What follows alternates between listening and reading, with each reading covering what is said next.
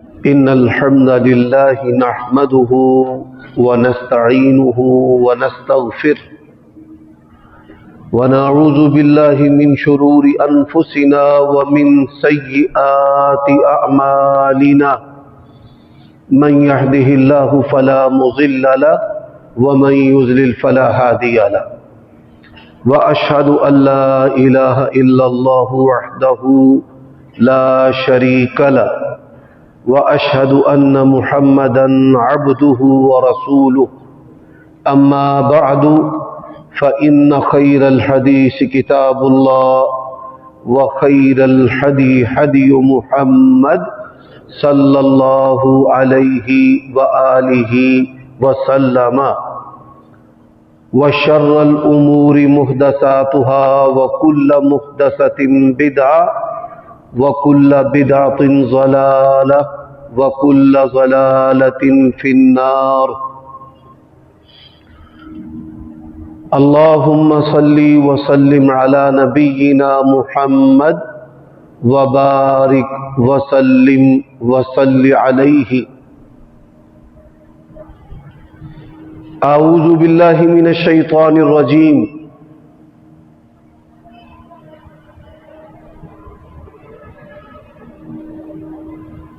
بسم الله الرحمن الرحيم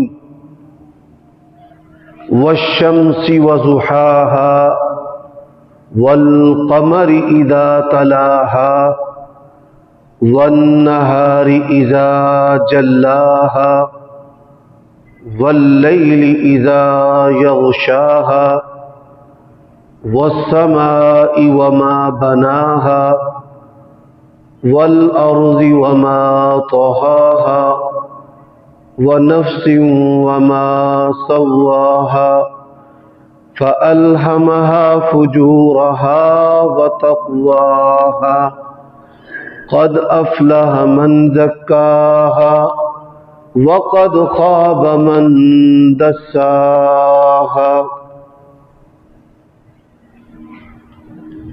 عیوب اور نقائص سے منزہ اور پاکیزہ تمام قسم کی حمد و ثنا اللہ وحدہ لا شریک لہ کے لیے، اسی سے ہم مدد طلب کرتے ہیں اور اسی سے گناہوں کی معافی مانگتے ہیں، اور ہم اللہ تعالیٰ سے ہی پناہ طلب کرتے ہیں اپنے نفسوں کی شرارتوں سے اور اپنے اعمال کی برائیوں سے۔ ہدایت والا تو وہی ہے جس کو اللہ ہدایت دے، اور جسے اللہ ہدایت دے اسے کوئی گمراہ کرنے والا نہیں، اور جسے اللہ گمراہ کر دے اسے کوئی ہدایت دینے والا نہیں۔ اللہ تعالیٰ کی حمد و ثنا کے بعد دنیا کا بہترین دستور اور آئین اللہ تعالیٰ کی کتاب ہے، اور بہترین رہنما سیرت نبی علیہ الصلوۃ والسلام کی سیرت ہے، اور دین میں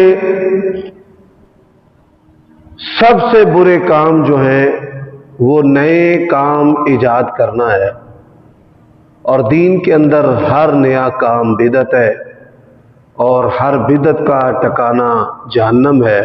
اللہ تعالیٰ مجھے اور آپ سب کو محفوظ فرمائے۔ آپ یہ بات جانتے ہیں ماہ رجب جو ہے وہ تقریباً اپنے 7 دن سمیٹ چکا ہے، رمضان جو ہے اس کی آمد ہے۔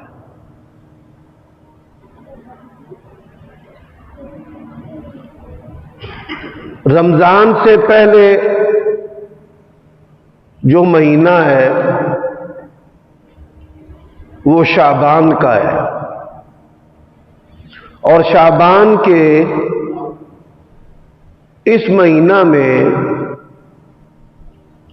میں یہ مناسب سمجھتا ہوں کہ ان اعمال کی نشاندہی کروں کہ جن اعمال کے ساتھ ہم نے اپنا رمضان گزارنا ہے۔ آسان لفظوں میں شعبان کے جتنے بھی خطبات ہیں رمضان کی تیاری کے بارے میں اللہ تعالیٰ اور اس کے رسول کی باتیں اور نبی صلی اللہ علیہ وآلہ وسلم اور صحابہ کرام رمضان سے پہلے کیا کرتے اور رمضان کس طرح گزارتے، اس کو بیان کرنے کا مقصد یہ ہے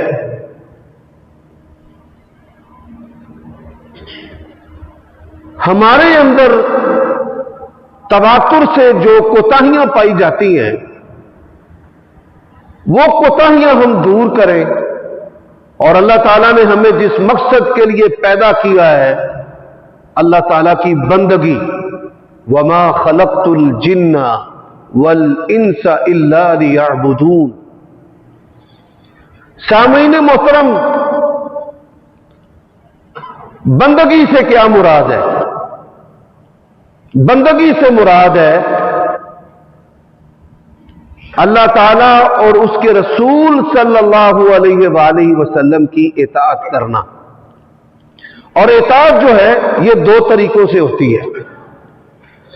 اطاعت جو ہے ایک تو خوشی خوشی سے، اور ایک اطاعت و فرما برداری ہے جو خوشی سے نہیں، جبرن حالات کے پیش نظر کسی کے دیکھا دیکھی یا عادتاً اس کو کیا جائے۔ یہ بات یاد رکھیں، اللہ تعالیٰ اور اس کے رسول صلی اللہ علیہ وآلہ وسلم کی جو اطاعت ہے اگر ہم خوشی خوشی سے کریں تو سمجھ لیں کہ اللہ تعالیٰ ہم پر راضی ہے، اور جب اللہ تعالیٰ راضی ہوتا ہے تو بندے کو اللہ تبارک و تعالیٰ نیکی کی توفیق دیتا ہے، اور جب اللہ تعالیٰ راضی ہوتا ہے انسان گناہ سے بچتا ہے۔ اور پھر جب اللہ تعالیٰ انسان سے راضی نہ ہو یا اللہ تعالیٰ کی انسان کی طرف توجہ نہ ہو، کچھ بندے ایسے ہیں کہ جو اپنے رب سے محبت کرتے ہیں، یہ بڑی کمال کی بات ہے۔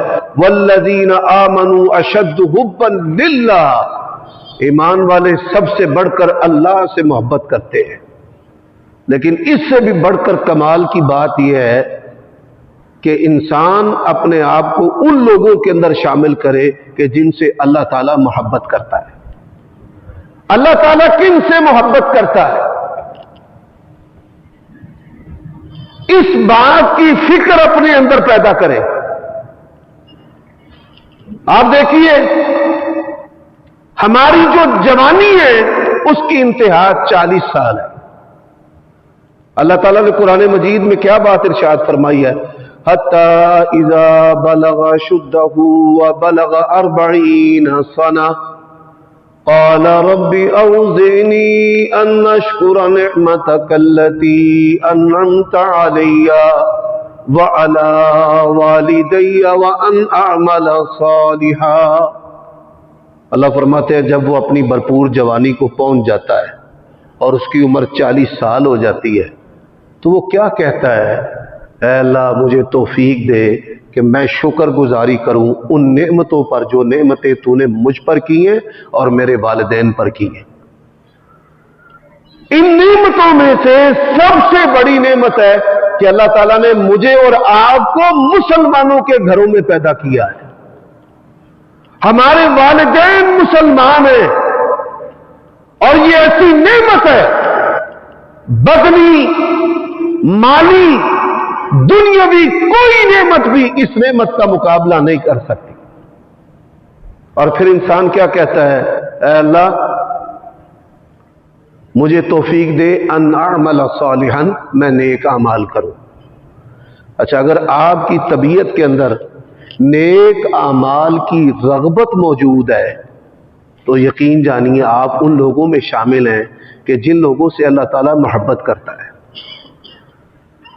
اور اگر آپ کی طبیعت کے اندر گناہ سے بچنے کا ڈر اور خوف موجود ہے، یقیناً آپ سے اللہ تعالیٰ محبت کرتا ہے۔ اور نبی علیہ الصلوۃ والسلام نے اس کی بڑی پیاری مثال دی ہے۔ فرمایا مومن آدمی جب گناہ کرتا ہے تو اس کی کیفیت یہ ہوتی ہے کہ پہاڑ میرے سر کے اوپر ہے اور یہ میرے اوپر گرے گا اور میں کچلا جاؤں گا۔ اور جب منافق وہ کوئی گناہ کرتا ہے تو اس کی کیفیت کیا ہوتی ہے؟ ناک کے اوپر بیٹھی ہے مکھی اور اس نے اڑا دی۔ اب نبی علیہ الصلوۃ والسلام کی مثال پر آپ غور کریں، بڑی باریک سی اس کے اندر بات ہے۔ جسم کے تمام حصوں پر مکھی بیٹھ جائے انسان سے برداشت ہو جاتی ہے، سر پہ بیٹھے، ہاتھ پہ بیٹھے، پاؤں پہ بیٹھے۔ ناک ایک ایسی جگہ ہے، اگر ناک پر مکھی بیٹھتی ہے تو انسان سے برداشت نہیں ہوتا اور وہ فوراً مکھی کو اڑاتا ہے۔ اس کا مطلب کیا ہے؟ انسان جتنا مرضی دنیا کی محبت کے اندر ڈوبا ہو، غرق ہو، گناہ جو ہے وہ پھر بھی اس کو احساس دلاتا ہے کہ میں گناہ ہوں اور تو نے گناہ کا ارتکاب کیا ہے۔ اب یہ میں نے جو تمہید بیان کی ہے، آپ میں سے بعض بندے وہ ہوں گے کہ جن کو شاید میری بات کی سمجھ نہیں آ رہی کہ میں کیا کہنا چاہ رہا ہوں۔ بھائی میں یہ کہنا چاہ رہا ہوں کہ آپ سب سے پہلے اپنے اندر یہ فکر پیدا کریں کہ میں نے نیکی کرنی ہے اور میں نے برائی سے بچنا ہے۔ خطبہ کے شروع کے اندر میں نے سورۃ شمس کی آیات کی تلاوت کی ہے۔ سورۃ شمس پورے قرآن مجید میں 23 سالہ دور و نبوت میں منفرد اور تنہا اور یکتا صورت ہے جس کی مثال کسی قرآن مجید کے دوسرے مقام پر نہیں ملتی۔ کس لیے؟ اللہ تعالیٰ نے اس صورت کے اندر 11 قسمیں اٹھائی ہیں۔ کتنی قسمیں جی؟ 11۔ حضرات ہمارا ایمان کیا ہے؟ وَمَنْ أَصْدَقُ مِنَ اللَّهِ حَدِيثًا، اللہ تعالیٰ سے سچا کوئی بھی اس کائنات کے اندر نہیں ہے۔ اللہ تعالیٰ کو قسم اٹھانے کی کیا ضرورت ہے؟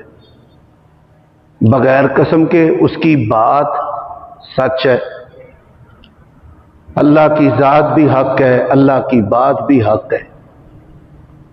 مفسرین نے لکھا ہے کہ جب اللہ تعالیٰ قسم بیان کرتے ہیں نا تو قسم کا مقصد ہوتا ہے اس مقام کو اجاگر کرنا، اس کی اہمیت کو بیان کرنا کہ اللہ تعالیٰ کے ہاں اس کی بڑی اہمیت ہے۔ میں 2 مثالیں دیتا ہوں۔ نبی علیہ الصلوۃ والسلام پر بہتان لگایا گیا، نعوذ باللہ کہ آپ مجنون ہیں۔ اللہ تعالیٰ نے قسم اٹھائی ہے، نون والقلم وما یسطرون، اللہ تعالیٰ نے مچھلی کی قسم اٹھائی ہے۔ اس کائنات کے اندر اللہ تعالیٰ کی جو کاریگری ہے، اس کاریگری میں زمین کے جانوروں میں اونٹ، افلا ينظرون الى الابل كيف خلقت، فرمایا یہ اونٹ کی طرف نہیں دیکھتے کہ اسے کیسے پیدا کیا گیا۔ اور سمندر کی مخلوقات میں سے جو ویل مچھلی ہے، یہ بھی اللہ تعالیٰ کی قدرت و کاریگری کا ایک شاہکار ہے کہ جس کو آج تک سارے سائنسدان جو ہیں سمجھ ہی نہیں سکے۔ وہ اللہ تعالیٰ کی مرضی سے اللہ کے بندوں کے لیے قید خانہ یا مہمان خانہ بھی بن جاتا ہے۔ حضرت یونس علیہ السلام کو مچھلی نے اپنی پیٹ کے اندر اپنے اندر ٹھہرا لیا تھا۔ فنادى في الظلمات لا الہ الا انت سبحانک انی کنت من الظالمین۔ حضرات اب اللہ تبارک و تعالی नबी अलैहिस्सलातु वस्सलाम आपकी ज़हानत और फतानत और आपकी अक्ल सलीम वल कलमी, फरमाया कलम की कसम, वमा यस्तरून, और जो फरिश्ते लिखते हैं उन लिखे हुए सहीफों की कसम, अल्लाह ताला का जो कलाम लिखते हैं, मा अंत बिनिअमति रब्बिका बिमजनून, आप अपने रब की नेमत फजल से मजनून नहीं है। इसकी मैं दूसरी मिसाल देता हूं। अल्लाह ताला ने फरमाया वत्तीन वज़ैतून वतूर सीनीन वहाज़ल बलदिल अमीन, अंजीर की कसम, जैतून की कसम, मक्का शहर की कसम, तूर पहाड़ की कसम, लक़द खलक़नल इंसान फी अहसनि तक़वीम। हज़रत, अल्लाह ताला ने इंसान को कैसा बनाया है? परवरदिगार ने कुरान मजीद में बड़े मुख्तसर अल्फाज के अंदर कहा है, वफी अनफुसिकुम अफला तुबसिरून, कि अल्लाह ताला के वजूद पर जो निशानियां हैं वो तेरे बदन के अंदर है, तू अक्ल व बसीरत इस्तेमाल नहीं करता। अल्लाह ताला की जो कारीगरी है, आप में से जो पढ़े लिखे लोग हैं अगर उसको समझना चाहते हैं तो डीएनए के बारे में जो साइंसदानों ने बातें लिखी हैं, आप वो पढ़कर हैरान रह जाएंगे कि अल्लाह ताला ने हजरत इंसान को क्या बनाया है। हजरत, इसी तरह अल्लाह ताला ने 11 कस्में उठाई हैं। आप जरा इन कस्मों के अल्फाज और इनका माना और फिर माना का जो मकसूद है, लम्हा भर जरा उस पर गौर कीजिए। वशम्सी वज़ुहाहा, फरमाए सूरज की कसम और उसकी रोशनी की कसम।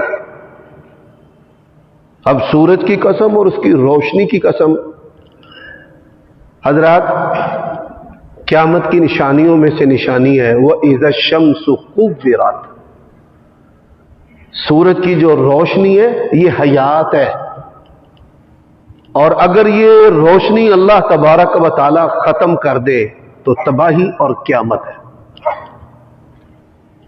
तो अल्लाह ताला की नेमतों में से ऐसी नेमत कि जिसके साथ हमारी जिंदगी, हमारी खुराक, हमारा लिबास,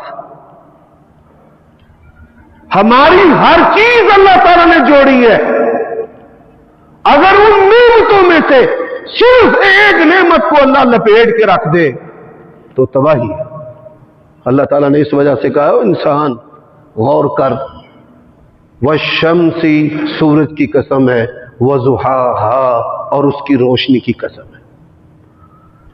हजरात, रात भी अल्लाह की नेमतों में से नेमत है और चांद भी अल्लाह की नेमतों में से नेमत है। सूरज तो बड़ी बात है ना, फरमाया वल कमर इज़ा तलाहा, कसम है उस चांद की जो सूरज के बाद आता है। अल्लाह ताला ने चांद की कसम उठाई है, और जिन लोगों को अल्लाह ताला ने मामूली अक्ल व शऊर दिया है और वो तालीम की नेमत से भी बहरावर है, वो ये बात जानते हैं कि ये चांद की रोशनी के साथ अल्लाह ताला ने हमारी ज़िंदगी को जोड़ा है। ये समंदरों का जितना भी निज़ाम है, ये शिपिंग का, ये बरामदात और दरामदात, और ये जो डिफेंस है जिसका शुबा है नेवी का, हजरात, ये सारे का सारा जो है वो चांद और चांद की रोशनी के साथ मुंसलिक है।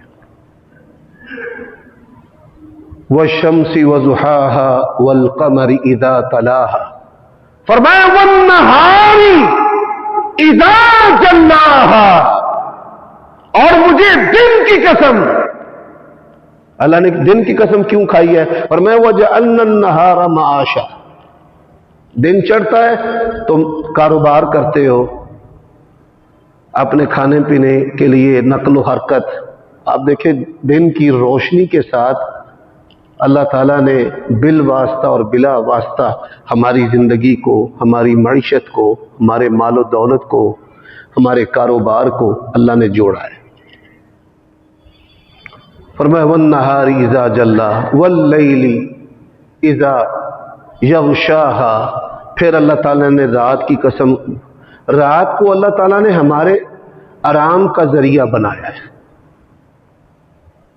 آپ یہ سن کر حیران ہوں گے، جو لوگ رات کو زیادہ دیر تک جاگتے رہتے ہیں تو دو مرض پیدا ہونے کا سب سے زیادہ امکان ہوتا ہے۔ جو لوگ رات کی ڈیوٹی کریں گے، ایک شوگر کا مرض، high blood pressure, low blood pressure, اور ایک کینسر کا جو مرض ہے وہ ان کے اندر پیدا ہوگا۔ اللہ تعالیٰ نے وَجَعَلْنَا نَوْمَكُمْ سُبَاتًا وَجَعَلْنَا اللَّيْلَ لِبَاسًا وَجَعَلْنَا النَّهَارَ مَعَاشًا وَبَنَيْنَا فَوْقَكُمْ سَبْعًا شِدَادًا۔ اور ڈاکٹر کیا کہتے ہیں کہ اگر آپ 8 گھنٹے سوتے ہیں، رات کو اچھی نیند کرتے ہیں، تو آپ کینسر اور ہائی بلڈ پریشر اور دل کے امراض اور شوگر کے جو امراض ہیں آپ ان سے بچ سکتے ہیں۔ اور نبی علیہ الصلوۃ والسلام نے تبھی ہمیں ترغیب دی ہے۔ یہ دین ایسا دین اسلام ہے، ایسا نہیں ہے کہ شتر بے مہار کی طرح، آوارہ جانور کی طرح ہمیں چھوڑ دیا جائے۔ اللہ کے نبی علیہ السلام نے ہمیں ترغیب دی ہے، عشاء کے فوراً بعد سو جاؤ اور صبح جلدی اٹھو، اللہ تعالیٰ نے تمہاری صبح کے اندر برکت رکھی ہے۔ یہ نبی علیہ الصلوۃ والسلام نے ہماری تربیت کی ہے۔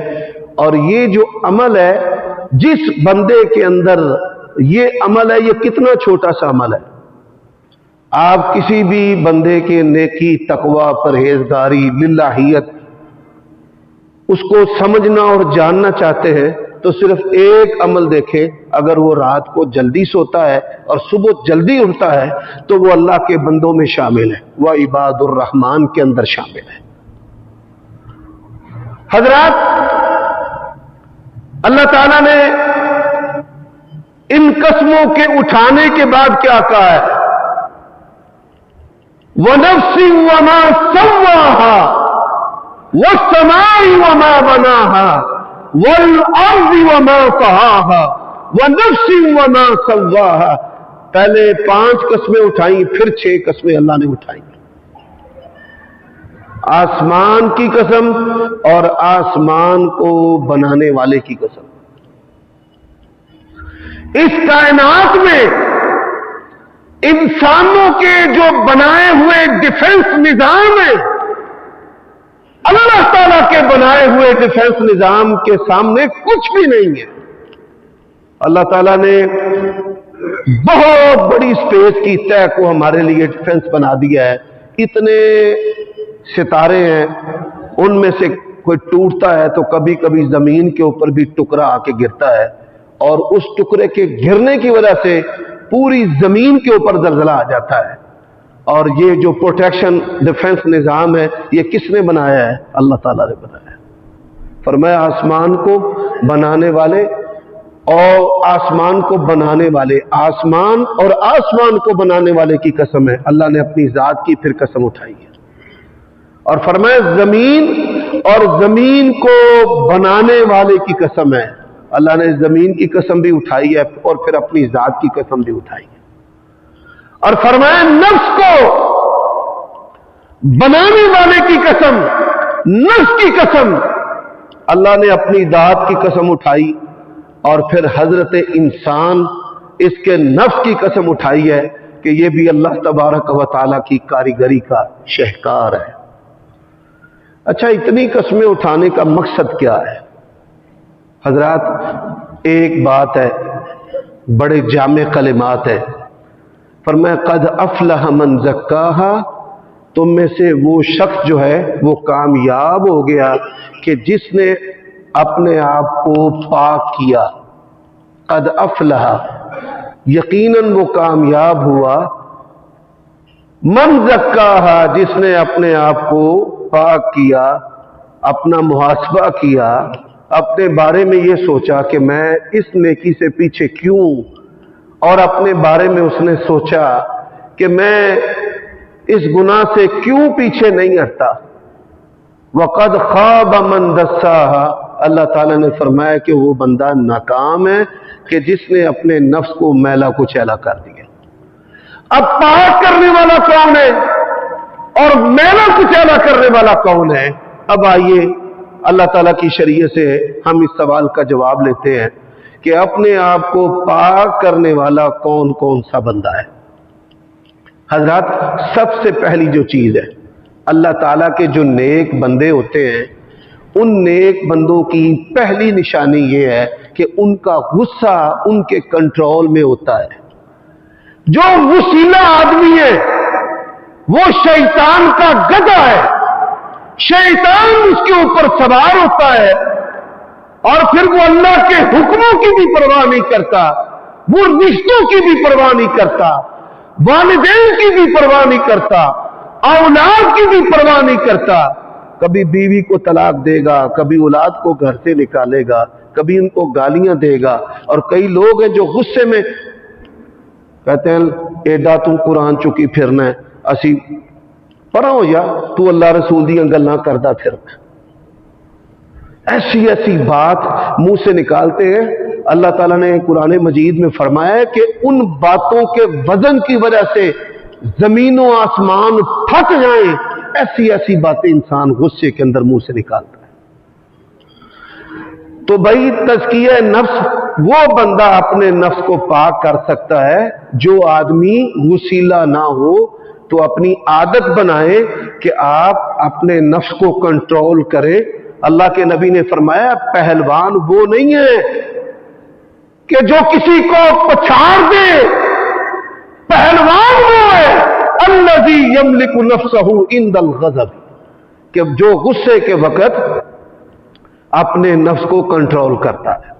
اور یہی وجہ ہے کہ پوری شریعت اسلام کے اندر چند باتیں ہیں جن کو اللہ کے نبی نے سب سے زیادہ بار بار بار بار دہرایا ہے. کیا؟ حضرت ابو درداء رضی اللہ تعالیٰ عنہ آئے، یا رسول اللہ کوئی ایسا عمل بتائیں کہ میں وہ عمل کروں تو مجھے جنت مل جائے.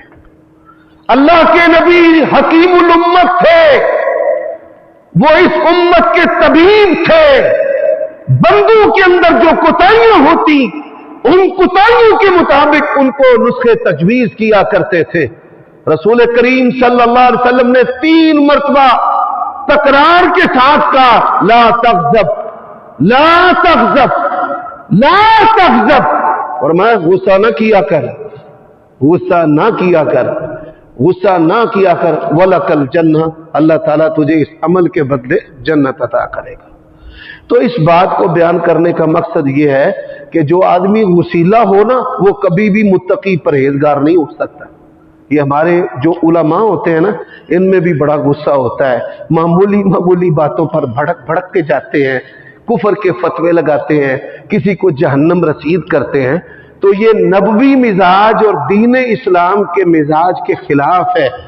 سب سے بڑھ کر صبر اور حلم کن لوگوں میں ہونا چاہیے؟ جو علم والے ہیں. کن لوگوں میں ہونا چاہیے؟ جو منصب والے ہیں.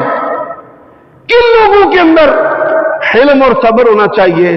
کہ بھئی جن کو اللہ تعالیٰ نے طاقتور بنایا ہے اور صاحب اختیار بنایا ہے.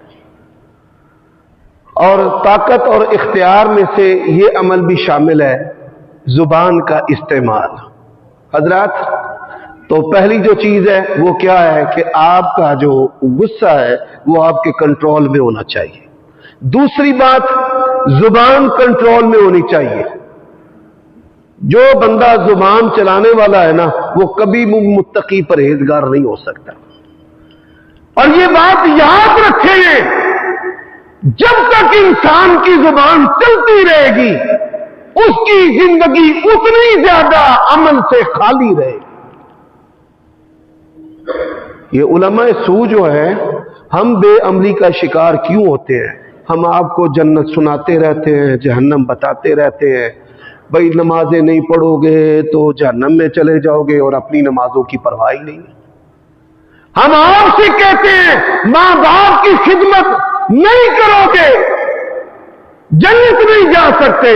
मुझे अपनी जिंदगी में बड़े थोड़े उलमा मिले हैं कि जो माँ बाप की खिदमत करने वाले। जुबान एक बहुत बड़ा फितना है। ये जुबान खैर पर भी चलाएंगे ना, अमल से जिंदगी खाली हो जाएगी। ये जितना कम चलेगी उतनी ज्यादा इंसान के अंदर अमल होगा। जिन उलमा, आप कहते हैं ना जी, बंदे कई कहते हैं बड़े बड़े शैखुल हदीस सानू तकरीरां नहीं करनियां होंदियां। वो अल्लाह के बंदो, उनके अंदर अमल होता है। वो बात करते डरते हैं, लरसते हैं कि हमसे कोई ऐसी बात ना हो जाए कि अल्लाह ताला जो है वो नाराज हो। शुक्रिया जी। तो वो बड़े उलमा बात करते डरते हैं, लरसते हैं, इसलिए उनके बारे में ये बात मशहूर है कि भाई उनको तकरीरें करनी नहीं आती। भाई बड़ी तकरीरें करनी आती हैं उनको। मकसद क्या होता है कि अमल इंसान की जिंदगी के अंदर जितना होगा, उसकी जुबान जो है वो उतनी ज्यादा खामोश रहेगी। हजरात, तीसरी बात, अल्लाह ताला ने कुरान मजीद के अंदर कहा है कि तुम में से वो शख्स कामयाब है कि जिसने अपने आप को पाक किया। पाक करने में मैंने दो चीजें बताई हैं कि गुस्से से दिमाग खाली हो, और फिर जो है जुबान इंसान के कंट्रोल में हो। मैं यहां पर एक बात करना चाहता हूं। जो कौमें शिकस्ता खोर्द होती हैं ना, यानी वो फैमिलियां जिनके पास कोई आइडिया नहीं होता, कोई सिमत नहीं होती, वो क्या करते हैं, वो अपने बच्चों को कभी इलेक्ट्रिशियन के पास छोड़ते हैं, कभी सेंट्री वाले के पास छोड़ते हैं, कभी मिस्त्री के पास छोड़ते हैं, और वो कहते हैं नहीं मेरा बच्चा हर फन मौला है। ये बुनियादी तौर पे नाकाम लोग होते हैं, रिज़्क़ कमाने में बड़े परेशान लोग होते हैं, कभी इधर कभी उधर, ढंग से कोई भी उनसे काम नहीं होता। इस्लाम क्या कहता है? इस्लाम कहता है कि आप माहिर फन बने, कोई एक काम है उसको अच्छे तरीके से आप सीखें। और इस्लाम हमें क्या कहता है? फसलू अहल ज़िक्र इन कुंतुम ला तालमून, आप माहिर फन की तरफ रुजू करें, जो माहिर है आप उसकी तरफ जाएं। हजरात, इसी तरह इस बात को समझ लें कि माशी तौर पर यह हमारी नाकामी की दलील है। इसी तरह हर पाकिस्तानी सियासतदान, हर पाकिस्तानी मुफ्ती, हर पाकिस्तानी डॉक्टर, हर पाकिस्तानी वो तबसरे करता फिरेगा कभी सियासत पे, और नुस्खे बताएगा भाई ये नुस्खा इस्तेमाल कर लो। ये जुबान के फितनों में से फितना है। अल्लाह के नबी अलैहिस्सलाम के फरमान सुनते जाए। आपने फरमाया मन तबब्बा बिगैर इल्मिन फहुव ज़ामिन, डॉक्टर नहीं है, तबीब नहीं है, क्वालिफाइड नहीं है, नुस्खा बताया और उसका नुकसान हो गया, फरमाया क़यामत वाले दिन उसका मुआवजा होगा, हमने उसको पकड़ लेना है। क्यों दुनिया के अंदर लोगों को तो मशवरे देता रहा और तेरे मशवरों से तबाही फिरती रही है। हर बंदा आज सियासत पे तबसरा करता है। अल्लाह से डरना चाहिए। नबी अलैहिस्सलाम ने फरमाया अंबिया अलैहिमुस्सलातु वस्सलाम सियासतदान थे। ये हर बंदे का काम नहीं है कि हम सियासत में तबसरा करते फिरे। मशवरा किससे करना चाहिए? भाई जिसके अंदर अहलियत है, और हम नहल होने के बावजूद जो है वो लोगों को मशवरे देते फिरते हैं।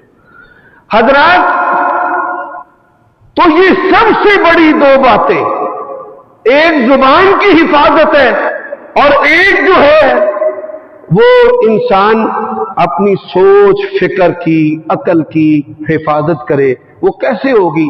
कि जब गुस्सा उसके कंट्रोल के अंदर होगा। हजरात, इसी तरह तीसरी जो चीज है कि जिसके बगैर कोई भी इंसान मुत्तकी परहेजगार नहीं बन सकता, वो है शर्मगाह की हिफाजत। शर्मगाह की हिफाजत कि आप खूबसूरत चेहरों को अपनी कमजोरी ना बनाए, ना दीन की बुनियाद पर, ना भाई, ना अपनी बेटी के लिए, ना अपने बेटे के लिए, कि जहां किसी खूबसूरत को देखा तो कोशिश की कि ये मेरा दोस्त होना चाहिए। अच्छा, किसी को देखा कि जो बेटियों की उम्र की है, अच्छा ये मेरी बहू होनी चाहिए। किसी खूबसूरत लड़के को देखा जो बेटों की तरह है, अच्छा ये मेरा जवाई होना चाहिए। इसकी भी बड़ी तबाहियां हैं माशरे के अंदर, इसके भी बड़े फितने हैं। یہ بھی सोच की हिफाजत के अंदर चीज शामिल है कि आप बज़ाहिर हुस्न व जमाल को देखें और अखलाक और किरदार और अतबार और खानदान और हस्ब व नस्ब को ना देखें हजरात। और ये चीज शर्मगाह की हिफाजत के अंदर भी दाखिल है। शैतान जो है वो पहले भाई और बहन बनाता है और फिर उन्हीं के साथ जिनसी खिलवाड़ करवाना शुरू कर देता है। भाई बहनें वो ही हैं जो आपके माँ बाप ने जने हैं। ये जो माशरती तौर पे ऐसे रिश्ते बनाए जाते हैं, इनके अंदर 99% फितना, शैतान, शहवत शामिल है। यही वजह है अल्लाह के नबी अलैहिस्सलाम ने फरमाया, जो बंदा मुझे 2 चीजों की हिफाजत की जमानत देगा, मैं मुहम्मद रसूलुल्लाह उसको जन्नत की जमानत देता हूं। वो क्या है? जुबान है और शर्मगाह है। तो जो बंदा शर्मगाह के फितने में फिक्री तौर पे या अमली तौर पे मुलव्वस है, वो कभी मुत्तकी परहेजगार नहीं हो सकता। अब देखें, ये बड़े नमाजी हैं, नमाजी होते हैं, जूते चोरी कर लेते हैं, कुरान चोरी कर लेते हैं, पढ़ने नमाज आते हैं। इसी तरह कई नमाजी हैं, कई बड़े बड़े उलमा, उनसे जिनसी गलतियां हो जाती हैं। तो इंसान इस कोताही के साथ कभी मुत्तकी परहेजगार नहीं हो सकता। मुत्तकी परहेजगार, अगर आप चाहते हैं ना कि आने वाला जो रमजान है हम मिसाली तौर पर गुजारें, तो मिसाली तौर पर गुजारने के लिए आप अपने अंदर फिक्री जितनी भी कोताहियां हैं उनको निकालें, गुस्सा को खत्म करें। अपने नफ्स का मुहासबा आप करना चाहते हैं तो सबसे पहले इसको अपने कंट्रोल में करें। जिन बंदों का दिमाग उनके कंट्रोल में है वो कामयाब है, और जिनका दिमाग उनके कंट्रोल में नहीं वो कामयाब नहीं। हजरात, यही वजह है कि हम अपने फारिग औकात, मैं एक दफा अपनी वालिदा मोहतरमा वो दिल के डॉक्टर के पास मैं लेकर गया, बाहर मरीजों की लंबी लाइन लगी हुई है और मैं डॉक्टर साहब के पास गया तो डॉक्टर साहब अंदर ना कार्टून देख रहे थे। मैंने कहा सुभान अल्लाह, भाई ये इल्म ऐसा है, जिस्म का जो इल्म है, 2 इल्म ऐसे हैं कि जिनकी मिसाल नहीं, कोई इल्म इनके साथ नहीं मिल सकता। एक किताबुल्लाह और सुन्नत रसूल का इल्म, शरीयत का इल्म है, और एक बदन का इल्म है।